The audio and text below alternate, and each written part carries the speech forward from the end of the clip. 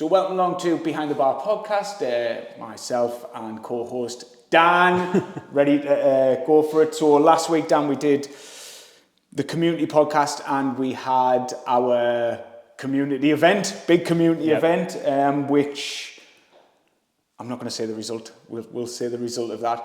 But what I actually, probably the biggest takeaway from what I got from it, even though it was unit versus unit versus unit, the pride of Sunderland, the pride of Consett, the pride of Durham, all in all, was just the barbell club. Yeah, it was mint, really good. Like, just, it's the relationships everyone has with each other. It's like, you wouldn't believe that people who had just been put together in these circumstances could be as close as they are. And I know, obviously, I was probably with the Consett a lot, and the Sunderland and Durham coaches would be with their clients, so they probably seen more of their own clients. But yeah, it's just nice, like, coming away, regardless of like anything else, the biggest takeaway was just like, we've made something fucking mint, which is just, yeah, really nice. Yeah, I mean, I loved it.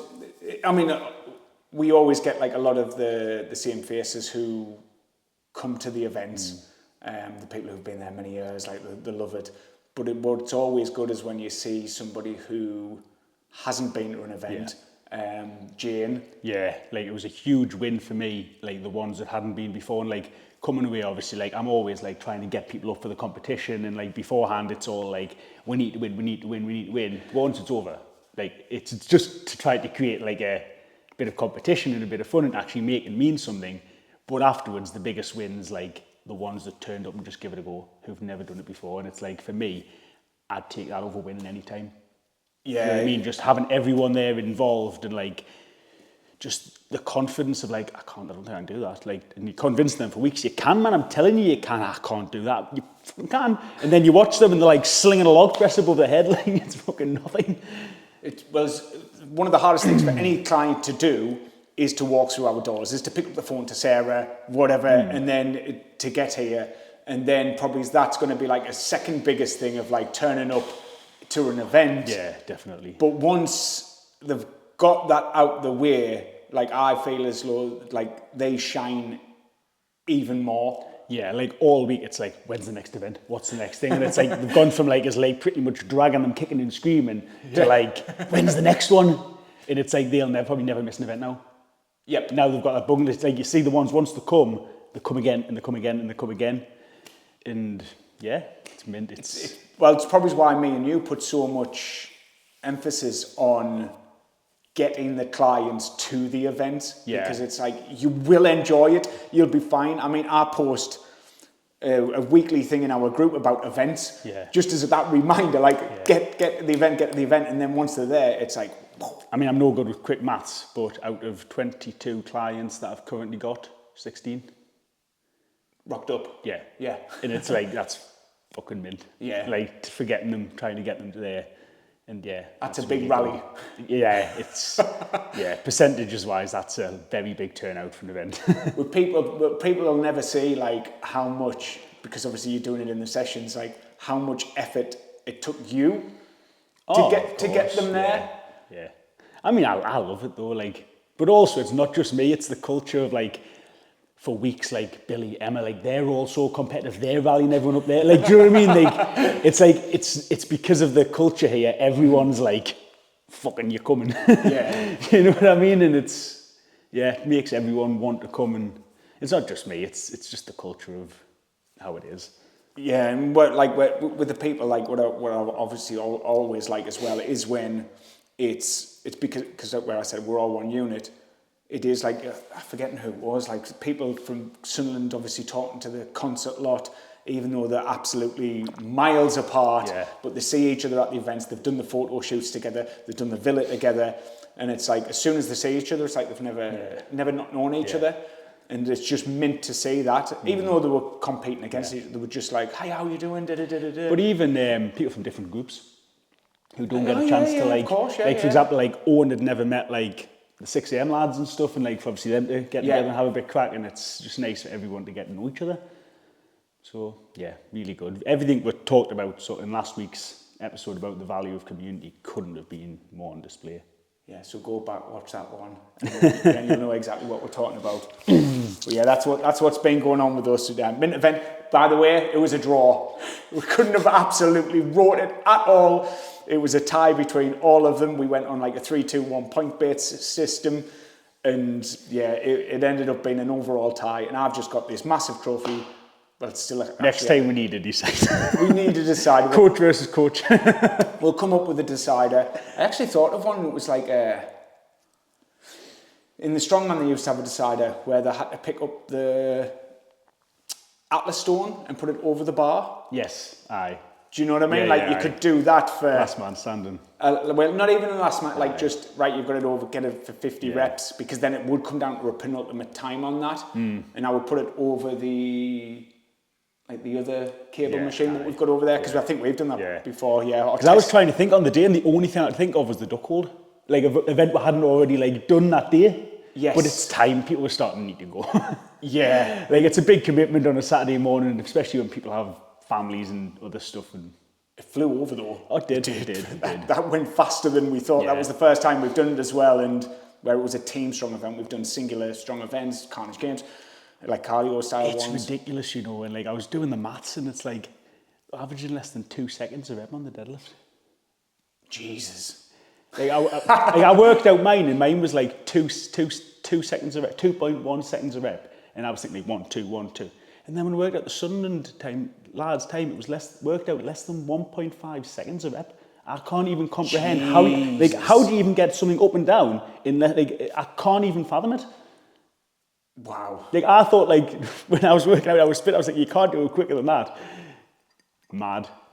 We got actually Gareth, like he won the Strongman. Yes, once, he did, didn't he? Yeah, and like that man was possessed that day. Like he, like on the deadlift, you might not have seen, but I missed it. I'm sure he was busting out like 20 reps and stuff like that on 140 kilos. Not a lightweight. Mad. But yeah, that's that. Crazy. So this week's topic. Oh, let's see if we get cancelled down. So we probably won't, but like it's. I mean, I can use this in all ages.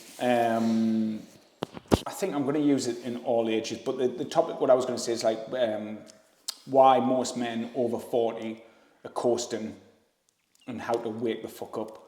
But this could be used for any age, because it's not just 40-year-old people who use. I think I just put that in there because I'm 41.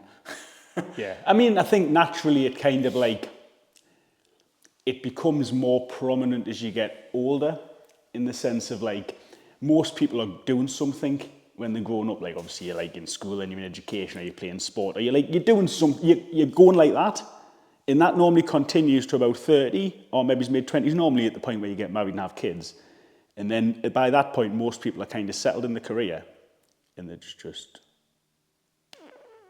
physically, work, financially, everything, you're either just like that until you inevitably hit sort of 50 or retirement age, and it's just that, rather than actually trying to keep getting better, which is mental. I mean, it's hard for probably me and you. I was nervous about this topic, and it's the first time I've ever been nervous about discussing this topic, because I feel like I can't be completely honest about how I feel about it.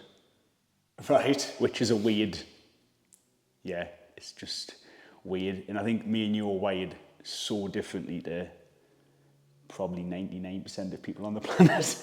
It's almost hard to like actually think like how other people think. And obviously the same as vice versa. People probably can't understand why we're wired up the way we're wired up. Yeah. But I'd rather be trying to actually do something all the time, and to be motivated, and to be wanting to be fit and healthy, and like keep my quality of life, and like still be like mentally active and pushing myself, than just nothing.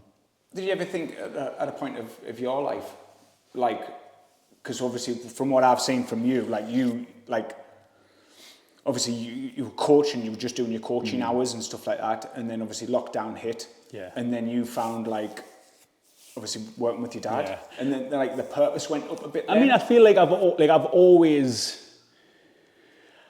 I had very good role models growing up. Well, good in some ways, good not. And I mean, I'd probably be a psychologist's dream in the term, but in the like, people would see it in a negative as a way of like, because of your perception, you've pushed yourself so hard to the point where like you've probably like fucking literally ran the wheels off yourself. But it's like, give me that any day. I would rather be like, feel like I had to do something and feel like I had to live up to something and feel like I had to like do all these things and constantly push myself to do them than be just, it's fine to be mediocre. It's okay. Yeah, just get yourself a shit little job and just crack on with your life. Like, it's always been like, I need more. I've always had like a plan in place. And it's like, even though it's maybe not always been clear from the outset, like, even when I was young, I was like, and I did engineering in school. I didn't just want to be a fucking engineer. I wanted to go to university and did that. And then obviously when I went to train, I didn't just want to be a trainer. Like, I've always had higher aspirations for what I want to do. Obviously that changes in the sense of like my initial plan, that where I thought this would all end up hasn't gone that way, but it still ended up in a great place regardless. Yeah. I think it's just that constant like drive to do more. And obviously the sort of, with the same like doing the building stuff, that came on the back of initially starting off with like the renovations and stuff and trying to obviously get on the property ladder and renovate the houses. Then it kind of like came, right, fucking hell, we can do this as a business, do you know what I mean? Kind of being needs must, because my dad lost his job, and then it was like, right, you need to come back in and do this. So we did it together, and it was all just a perfect storm. And yeah, I think everyone's an evolution. And I think even since like turning 30, like I feel like I wake up every day feeling like I'm drowning, because I just feel like I'm running out of time. And it's like, I don't think you could ever question my work ethic before that. Yeah. But even since last year, it's like I'm trying to do more. I'm trying to fit more in all the time. And it's like, because I feel like I'm running out of time, and I'm scared that I'm going to run out of time before I've done fucking anything with my life. But most people don't have that. And you're 31 now. Just turned 31. Yeah, just turned 31 now. I mean, what I will say is, like, I feel like within the last, like, probably 2 years, it's the first time I've ever felt at peace with myself. Right. In the sense of, like, you're good enough now. And it's like, I struggled massively with that through the 20s, like, with training, with everything, because it's like, I fucking hated myself, because it's like, you're just not good enough. You're just not where you need to be yet. And, like, most people would view that as, like, oh, you need to go and see a therapist, and they'll tell you that it's okay to, like, not achieve those things, and they'll dull it down. But it's like, fuck no. Like, just keep going. Fucking make sure you do get there. So yeah, I definitely think that, like, I'm in a place I want to be now because of that.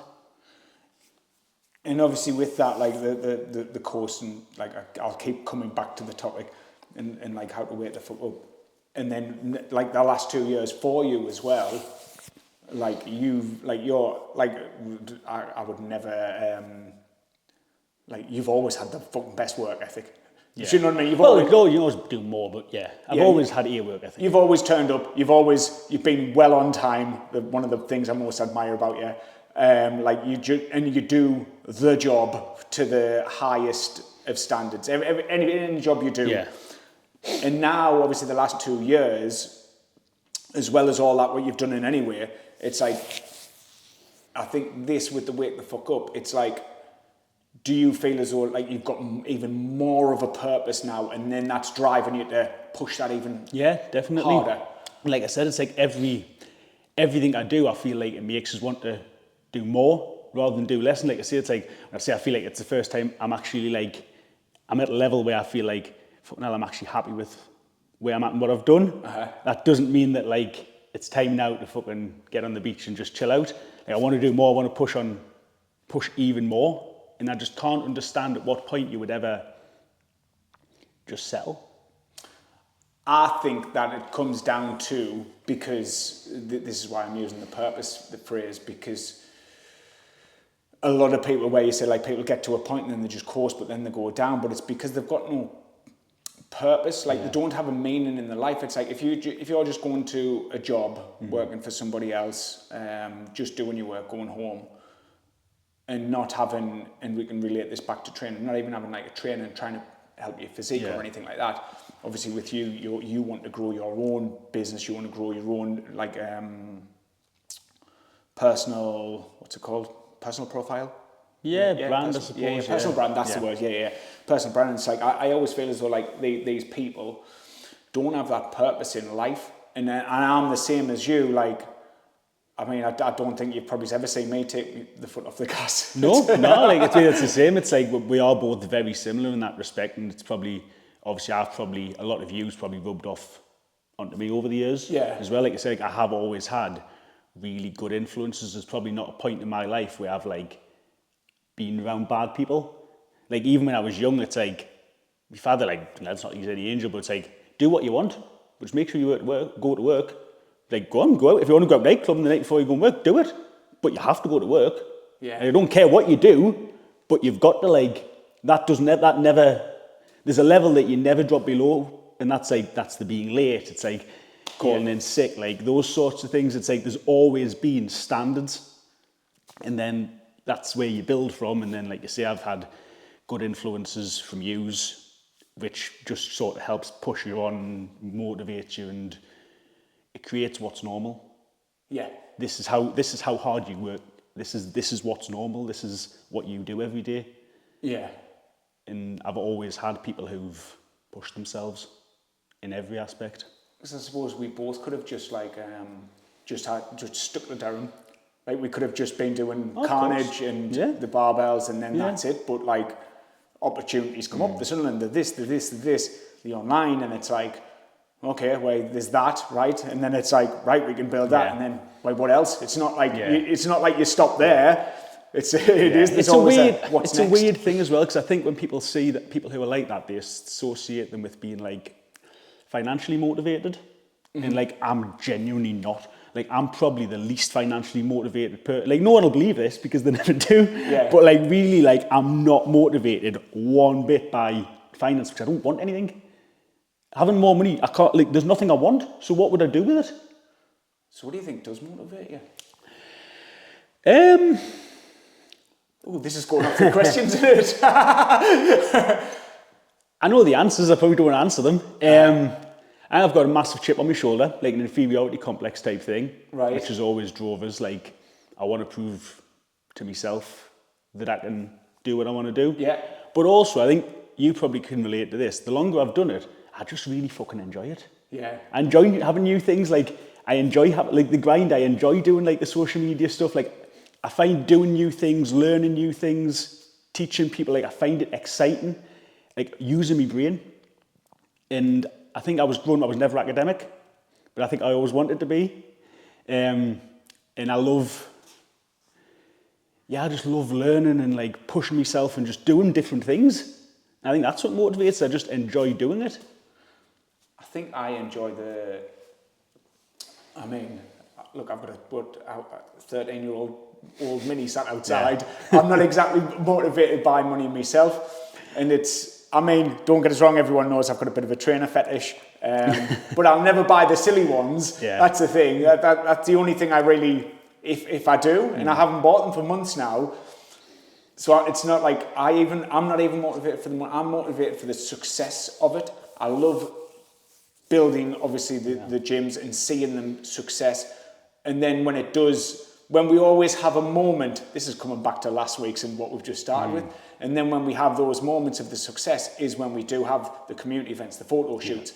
I think we've said it when we were up here the last time about when we're waiting after a photo shoot for everyone to start sharing. Yeah. Like those are those moments of like where me and you have put the 7 days a week in. Yeah. Like, yes, we coach 4 days a week, but no. We're doing 7 days a week, something here, there, and everywhere when it comes down to I was laughing when I sent you that fucking ChatGPT thing. Yeah. Like, it blew me fucking mind. And all that is like soundboarding ideas. Like, most of it's ideas, content, research. It's just bouncing ideas off it. It's like, that's how fucking busy my brain is all the time. I used to just write them in my notes. Yeah. Now I'm just bouncing ideas off that all day long. And it's like, you never switch off. Ever. I haven't done mine yet. I just yeah. But I think everybody I know who's, I was going to say being successful, but I hate that word because as soon as you say successful, everybody thinks of it from like a materialistic point of view.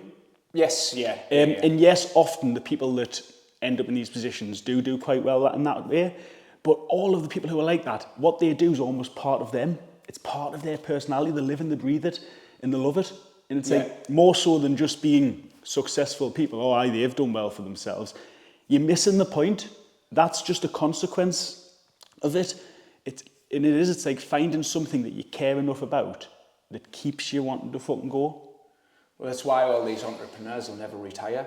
It's not because they've got billions in the bank. They could retire. They could have retired 20, 30, 40 years ago, but they don't. They love that drive of like, how can we make it better? How can we make it better? And that's the same with us. How can we make it better? Every single event, it's like, right, how can I just make that a bit better? How can I make a photo shoot a bit better? I mean, just these last few weeks, it was going to be a topic of ours, but it was like me and you was going backwards and forwards about just, right, what tweaks can we make to the photo shoot so the client loves it? It's just tweak, trying to make that what we class as our success.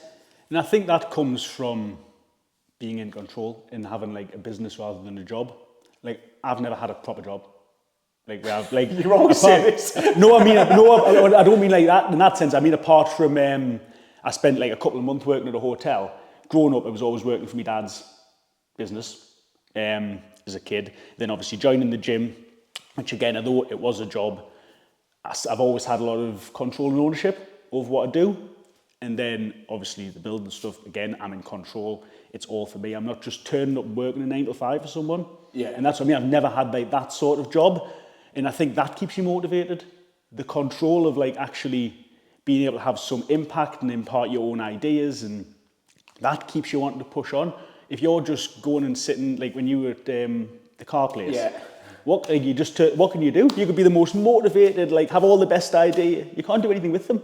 No. You're just stuck. You turn up, you work your shift, you go home. You turn up, you work your shift, you go home. And I think that's what kills people as much as anything, because people just slowly give up on life. Because there's nothing that can like, you can't do anything. I think it's why you see so many people now with like little side hustles and that, because it's motivating, it's exciting, it's fun to like have these ideas and to like make something of them. And like, I love that. Just love it. Creating. Yeah, I just like just being able to have an idea and do something with it. Whereas how many people can do that in what they do with work? They have no control over the day. They just literally turn up, you work 8-hour shift and you go home. But you know the people who do bring ideas to the table, them are the people who actually go up the ladder. I think it's hard in some jobs.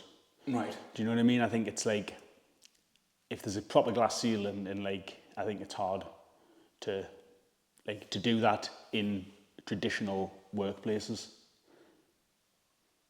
Sound. Should we get to the questions? Yeah, I was going to say we're really drifting here. It's hard. No, I think that was really good actually. Hard to keep on track because it is about like waking the fuck up, and I do relate that back to like, I always think of people when like I see so many people even coming through the gym who are doing that 9 to 5 and stuff like that.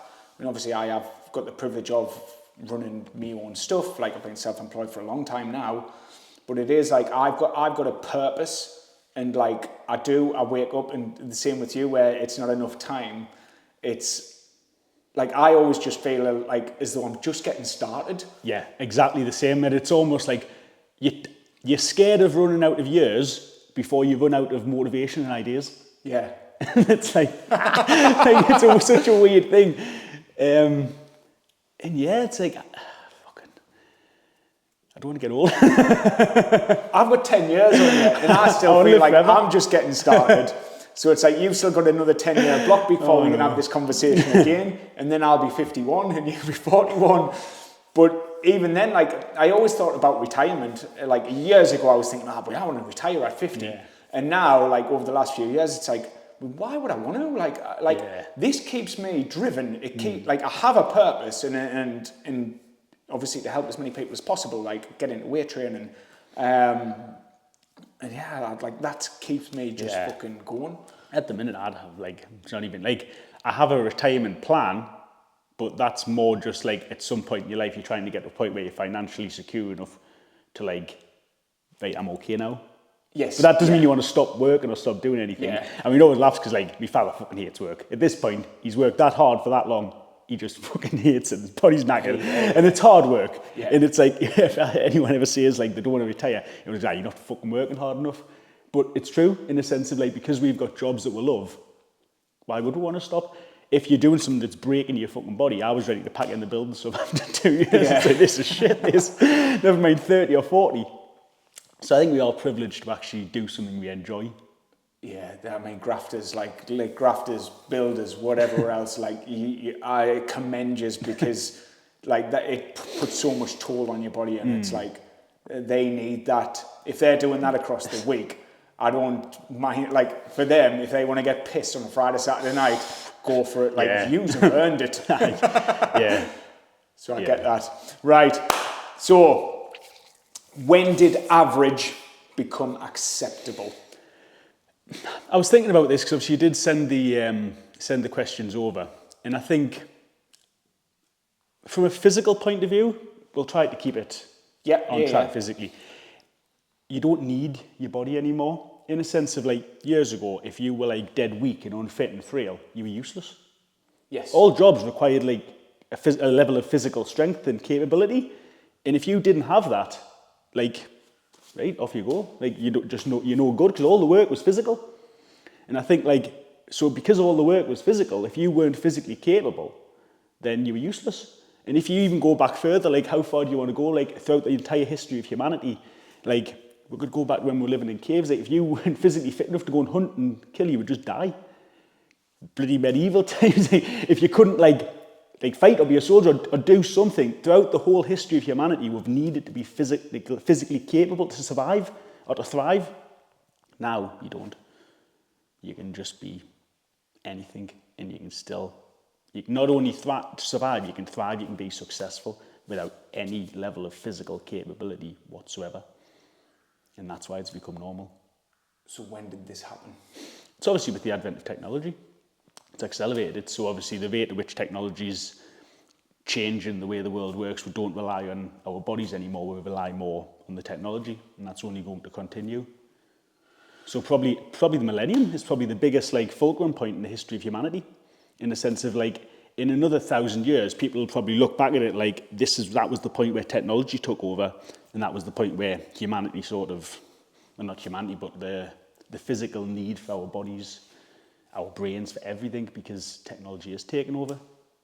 And it's like you can literally sit there with, like, be the frailest, weakest man on the planet, and you could still have the best job. If you were bright and you could sit behind your computer, you could still achieve anything. Whereas in the past, you couldn't achieve anything without having some level of physical capability. Millennium. Yeah, I think you're right on Probably that is the biggest one. fulcrum point that can be. Obviously it started in the 90s, but the acceleration since then, that will be looked back on as the moment in time where the history of humanity changed and started going in an entirely new direction, and it'll never go back.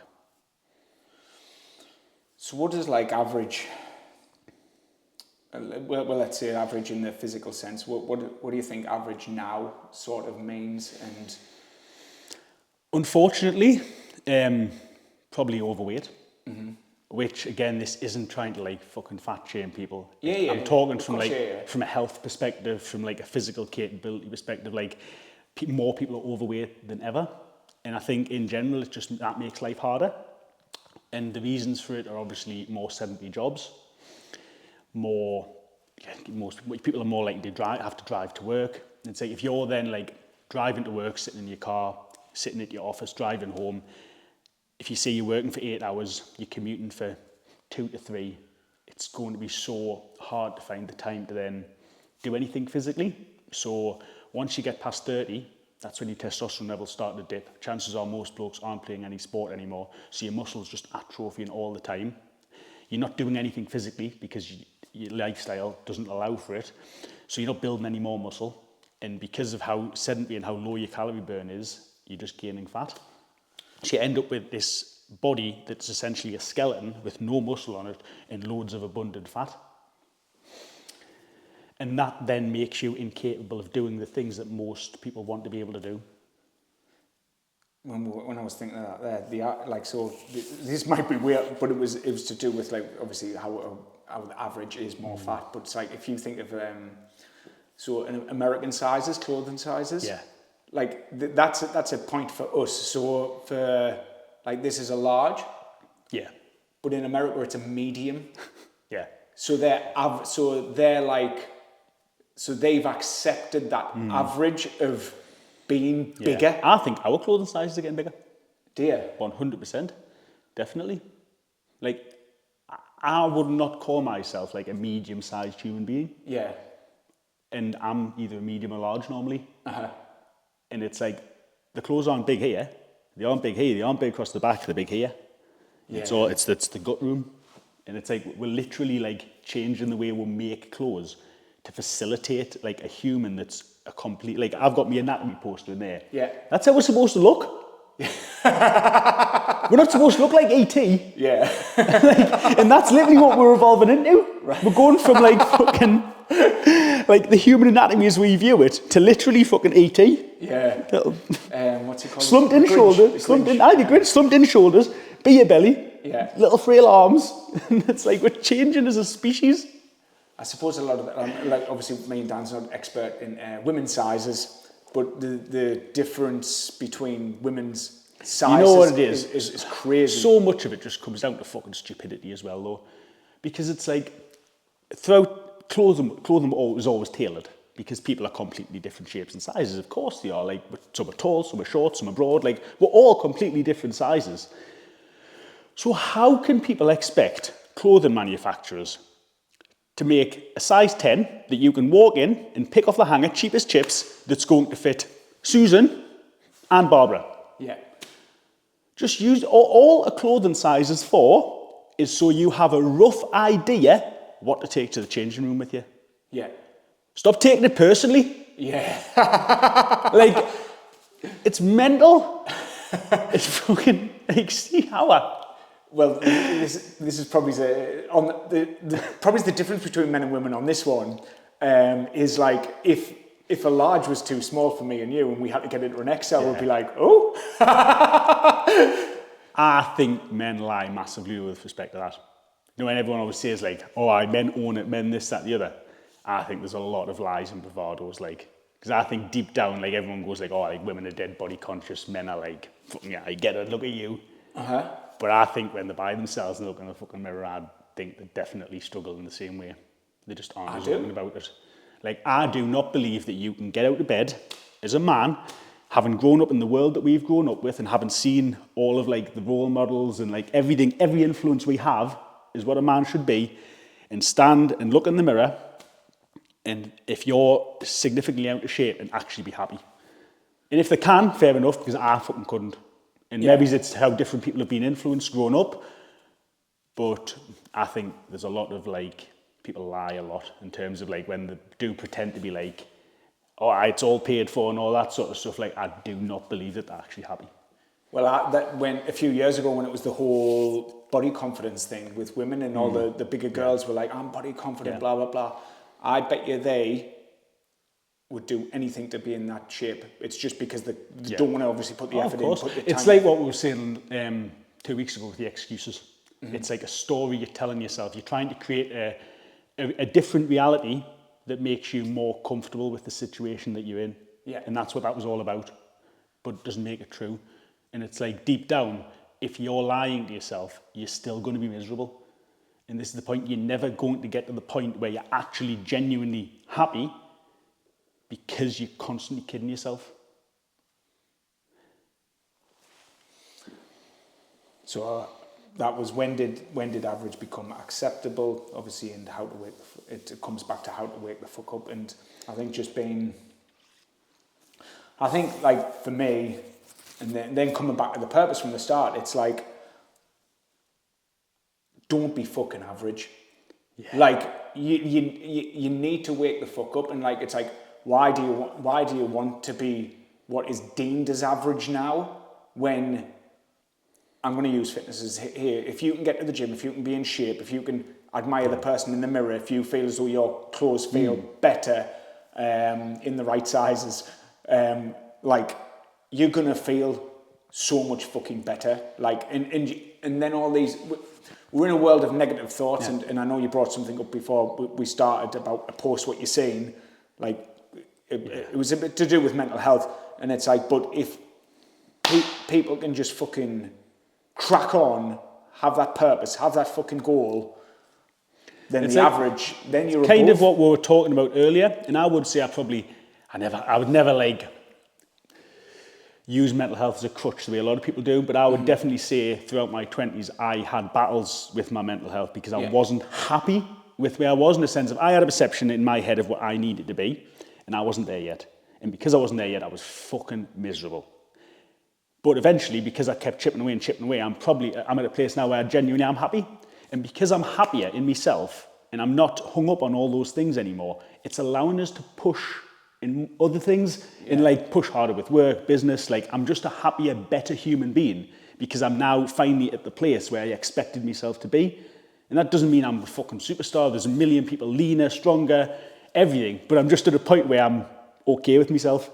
Is this in relation to with your own physique? I think that's with relation to training, with relation to like finances, work, everything. It's just being at a point where you like have the self-respect and you can say like, right, like I'm okay with myself now. Like I'm good enough to be like ground zero. And from that point on, you can then push a lot harder because you don't have the hang-ups. And it's like, if you're just constantly trying to like make excuses and you're never actually trying to address the issues, you're always going to feel like that. You're never going to get over it. This actually relates a lot to you because massively. because of like you never used to obviously do social media. I was thinking about this yesterday. Dan did used to have his Dan Rants on the RT Fitness page, but like you didn't ever push your own Instagram or anything like that. And then like, I mean, don't get us wrong, you were big, you were strong, but then you've like really leaned out and you're getting even stronger over the years. And that has been a turning point of where you've had that confidence. Well, because for me, again, it's like I'm now good enough to do that. Yeah. Before, I wasn't good enough. So I'm not going to put myself on a pedestal, put myself out there when I wasn't good enough. And it's like, yeah, like I say, it's a fucking psychologist's dream. But to me, what's better? Having like a bit of a complex like that and wanting to work towards it and want to improve all these aspects of your life so you can get to a point where you are happy and proud of yourself, or going to see a psychologist who convinces you that the levels you're setting in your head is wrong. So you never get there. I'd rather struggle and get like higher than get someone to help us accept being lower. Well, it was Leslie Mort, Paul Mort's wife. It said she absolutely hates training, right? Hates it, but she would hate more of herself of what she would look like if she didn't. Yeah, I totally get it. I mean, like, I don't know. For example, like, I was in a shit mood all week last week because I missed a set of deadlifts. Got to the right rep and second guessed myself, didn't have myself set right, didn't get the rep. In a fucking foul mood all fucking week, just like fucking proper. Did them yesterday, pissed them, happy as Larry, fine, great. It's all good now. And it's like, yeah, in little things like that, it's like, and that's just because I knew I should have been able to do it. And I didn't. And like, there's nothing worse than like feeling like you're letting yourself down. And I just think like, how must it feel to be doing that all the time? Yeah. It can't, you can't feel good being average. Like everyone wants to be, I can't remember who was on about it. Oh, what was it? It was an actor or someone. And they were saying like, everyone wants to be like, this star man hanging from a helicopter with a Gatling gun, like everyone wants to be the hero. Nobody wants to be just a bog standard normal person as a kid. Nobody aspires to be average. Yeah. So at what point do you stop trying to be better? And this is what we're trying to say. It's like what changes in your life? I mean, it's probably work, it's probably family commitments, it's probably all these things that distract you from trying to push on, that do just make you stop having aspirations and having dreams. And it's sad because it's like, as a kid, you're so like, you've got so much zest for life and like, You want to be an astronaut. Can't still be the same, like every day it'll be something else. And it's like, me niece, and it's like, one day she's going to be an actress and a singer. And it's like, they don't ever think like, yeah, but realistically, you're not going to be an astronaut here. Like during they never think like this isn't going to happen. They just fucking go for it. Yeah, this is great. Yeah. When do we lose that enthusiasm for life? Because anyone can achieve anything. And I'm a massive, massive believer in that. Like, because like you're the same as me. Like you weren't academic at school and stuff like that. Like you don't have, like anything can be overcome with hard work. Anyone can achieve anything if you just keep pushing and do anything. And I think training's a great metaphor for that, because quite simply, the longer you train, the stronger you'll get in the better shape you'll be in. No ifs, no buts, no maybes. If you take someone who trains for 5 years, somebody who trains for 10 years, somebody who trains for 15 years, somebody who trains for 20 years, they'll just be in progressively better shape. Yeah. Life's the same. If you get someone who pushes for 40 years rather than just the normal 20 before they settle for a job, they'll end up in a better place. Same for a 50-year-old, 60-year-old. I think, like, what is it? What's the average age for a millionaire? Oh, it's 40 something. I think it's like late 40s. Do you know what I mean? It's like 40s, yeah. Before they make it. But to me, these aren't special people. They just kept going. Same with training. It's like someone who squats 200 kilograms. They're not more special than someone who squats 100. They just kept going. Yeah. And it's like, if you stop moving forward, you're gonna stay where you are. But if you keep going, you can do fucking anything. When did you hit your 200? I haven't a suitable depth yet. Oh, okay. Oh, all right. I was going to say, because like, this is totally between me and Dan. This, but it's like, because obviously years ago, I remember he says, "Give us 10 years," and I wonder if it had actually been 10 years from then. I don't think it's been 10 years yet, because if you think, I was only 21 when we first met, and it wasn't that early. It was It was definitely within a couple of years. I hadn't hit the 200. Yeah, it was a couple of years after being like. It was probably about 5 years ago I hit that. Yeah, I think it's probably maybe like 2 or 3 years after I started. So I've maybe got I'm 33. I think you said that, but I hadn't hit 200 till well after that. Yeah. But shit, you're going to actually hit it before. Yeah, age-wise. Age-wise, yeah. But I started a lot younger. Yes, you did. Yes. I started training properly a lot younger. You started training properly a lot younger. I was training. Yes. I was doing stuff. I was copying fitness magazines. YouTube wasn't even, it was just starting to come out there. I went straight in, like, training pretty properly, to be honest. Yeah. But that's because I'm a massive overthinker. Like, I wasn't going to enter that gym without fucking knowing everything I could know. Yeah, I rocked up to a gym. Someone was doing this with a weight plate, like halos, and it was like me standing next to them copying them. Like, I remember, like, the first time I went to the gym, it would have been like January 2013, I think. Yes. And like, I went in with like a month's worth of plans, like everything. Like for the 6 weeks beforehand, I knew I was starting it. It was like everything was planned. I'd watched every YouTube video. Like I wasn't just going in blind. Yeah. And then that kind of set the precedent. That's good, isn't it? Oh, so what happens when men stop challenging themselves physically? Well, I think what we need to look at now is, like, if you look at the generation of old people now, who are, obviously you see old men, they're frail and they're struggling. Of course they are. Like, I'm talking blokes in the 80s and the 90s. Those men spent most of their lives being fit, strong people. What the fuck's going to happen to people who've spent the whole life with no fucking muscle mass? Like, do you know what I mean? Just the body's already aging to the point of being frail before they're even 30, 40, 50. How are they going to look when they're 80? If, like, these people who, like, had muscle the whole life, do you know what I mean, have still ended up being that frail, it doesn't look good, does it? No. And that's the thing. It's like, we always talk about, like, everyone probably thinks this is like an ego trip thing of like, everyone should be in shape, it's nothing to do with that. It's about quality of life. And so your quality of life is better by being a fit and healthy person. And the longevity is almost entirely dependent on how much and how long you can maintain your muscle mass. And if you've got no muscle mass to maintain, then getting old is not going to be fun for you. And so you only have to look at, like, people who've trained their whole lives, and you'll see them now at like 50, 60, and they're weathering fucking well compared to, like, people who haven't done anything. Yeah. I mean, just look at some of our older clients. You know what I mean? And it's like, getting old is something you can't do anything about, but you can definitely control what you look like when you get there.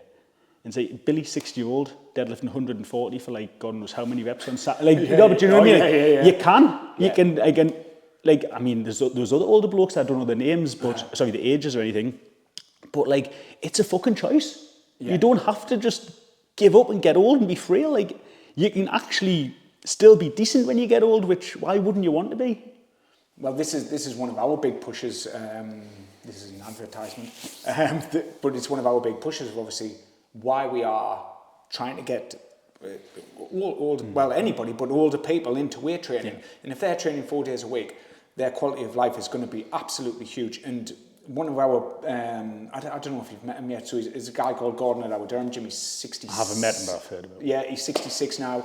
Obviously started well overweight. He was overweight before he even started with us. He lost a bit, came to us, couldn't lunge, couldn't do a squat, anything like that. And I took some pictures of him training a session, veins popping, right? In the session, he's like, I don't know what I remember he got to the point of having lunging 15 kilos each time. And this is a man who would have fell over if he didn't hold on to body weight. And we went from goblet squat to, it was body weight squat. Yeah. Started a body weight squat, only doing a few reps, to safety bar squat, to doing proper back squats now. Yeah. And this man is now skydiving, bungee jumping, and he's at that age, and he started well later into his life. Because he must have just started after you'd left Durham, because he was started with Paige. I think he actually started with Paige, and Paige helped build him up. And he's honestly, it just the question itself, what happens when men stop challenging themselves physically? It's more of a question of what can possibly happen if you start challenging yourself. What if you don't grow? What if you maintain your health? How much more life can you experience? Because realistically, I know the sort of blokes in the 50s and 60s I know are very different to the blokes that most people know. Yeah. Because they have to put in bed at home every day going mad. Do you know what I mean? But a lot of time, once you get to sort of 56, you're just sitting in the house with your missus, going to work, watching the fucking soaps, doing fucking nothing. It's what's the fucking point? Just literally waiting to die. And it's if you can start getting yourself in shape, you can start living life again and get so much more out of it, because you don't have long left.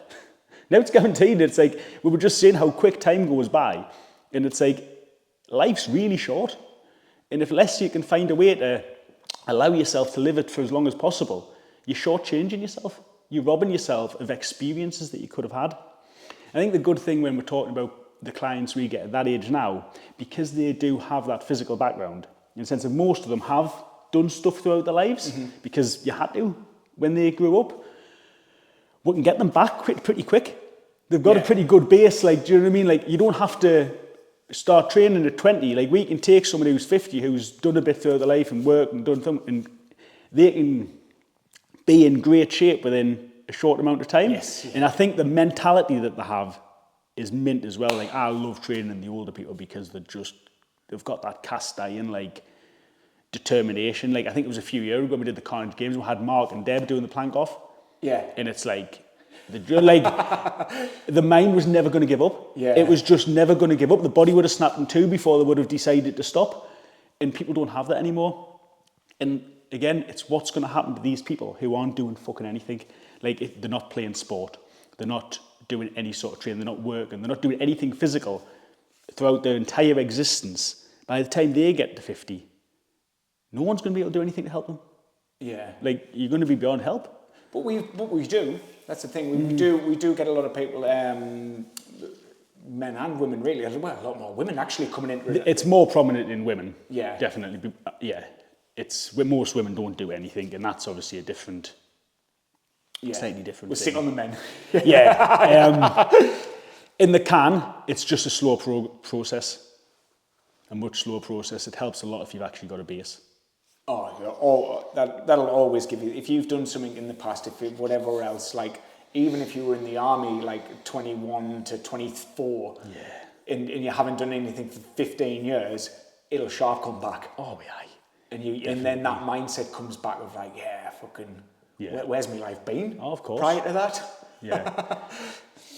Right, last one. Oh, we are over on there. Actually, this one's just a good one to end on, so we're missing one. How can people take that first step, even if they feel miles away from where they want to be, relating back to, obviously, course and wake the fuck up? I think you need to find a desire from somewhere to change. And that's what the whole, wake up, you don't just have to settle. You can still do anything you want, regardless of whether you're 60, 50, 40, 30. You can still do anything with your life or with the time you've got left, and just find a desire Find a desire to start to change what you are. If you are unhappy with where you are, or you're not happy with how you look, or you're not happy with any aspect of your life, you can still change it massively. Why just accept it because that's where you are, that's the position you found yourself in, that's it, that's just how you've got to stay. Like, fix it, and it can be fixed. So easy. Like, you might sit there and say, right, I'm 50-year-old, and truthfully, the last 20 years of my life have been pretty shit. I've just worked a dead-end job, I've brought my family up, I've done nothing for myself, and I hate myself.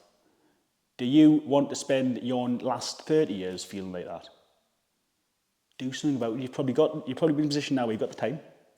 You've probably got the financial freedom to do that because, like I said, kids are probably up, mortgage is probably paid off. Do something for yourself and actually start making an effort to make the next 20 years better than the last 20 years. Sound? Yeah, perfect. Yeah. Yeah? Yeah, good one. And